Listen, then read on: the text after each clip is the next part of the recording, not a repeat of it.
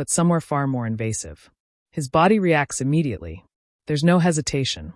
He pulls his arm down to block, protect, create distance. It's a reflex that speaks louder than any words ever could. That split-second movement told the whole story. Fans didn't miss it. Within minutes, social media transformed into a courtroom without walls. Posts flooded in, many expressing outrage, others disbelief. Some fans were furious, calling the act disrespectful and inappropriate. Others pointed out something deeper, that moments like this aren't new for Justin, and that they may be part of a larger pattern of fans forgetting boundaries when it comes to celebrities. And then came the darker side of the internet. The so-called hunt for the fan began. People started analyzing frames, zooming in on outfits, pointing out the now infamous cowboy hat. Speculation turned into accusations. Accusations turned into threats. Some comments crossed into dangerous territory, calling for punishment in ways that had nothing to do with justice and everything to do with mob mentality. That's where things get complicated. Because while what happened on that barricade sparked real concern about personal boundaries, the reaction from parts of the internet revealed something equally troubling: how quickly outrage can spiral into something uncontrollable. Still, one thing remained consistent across most reactions. People agreed that what happened to Justin was not okay. And that opens up a bigger conversation. For years, celebrities, especially male artists, have often been expected to just deal with physical interactions from fans. Grabbing, pulling, touching it, sometimes brushed off as excitement or admiration. But moments like this force a different question into the spotlight. Where's the line? If the roles were reversed, many pointed out, the response might have been immediate and severe. Security would likely have intervened instantly. Headlines would have used stronger language. Consequences might have followed faster. So why does it feel different here? Justin himself has had a long, complicated relationship with fame and physical boundaries. From his early teenage years, he has been surrounded by fans, cameras, and constant attention. There have been multiple instances over the years where interactions crossed from enthusiastic into invasive.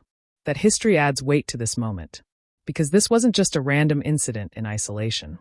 For many fans, it felt like history repeating itself, another example of someone forgetting that behind the fame is a human being with limits. And yet, what makes this situation even more layered is what happened around it. Because not everything about that night was negative. In fact, much of Justin's Weekend 2 performance was being celebrated as a comeback moment. After facing criticism during Weekend 1, he returned with a renewed energy, a clearer connection with the crowd, and something that felt closer to his old spark. There were moments of genuine warmth. At one point, he pulled a fan closer in a more controlled, mutual interaction, arms around shoulders, smiles exchanged. It was the kind of moment artists aim for when they step off the stage and into the crowd.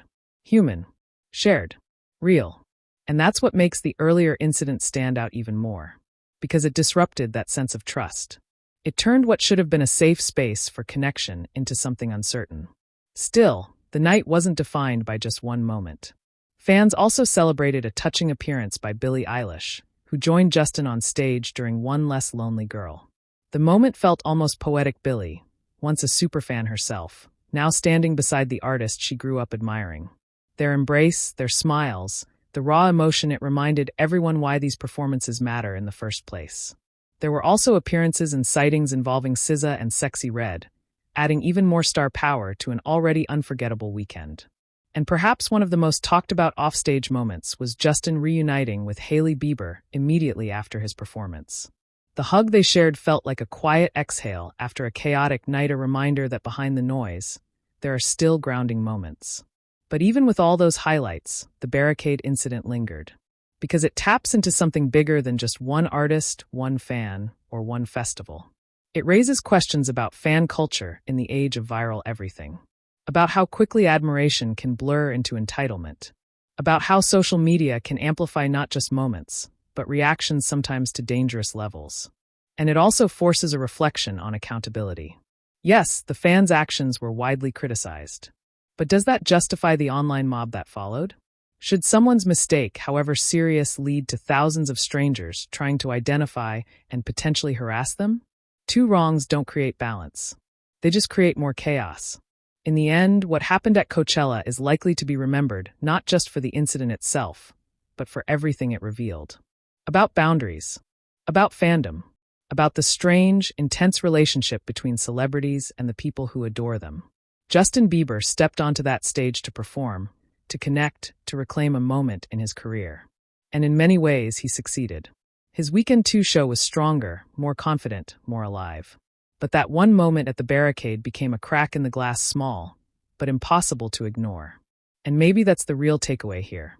Not just outrage, not just headlines, but a reminder that even in the loudest, brightest, most chaotic places on Earth, respect should never get lost in the noise.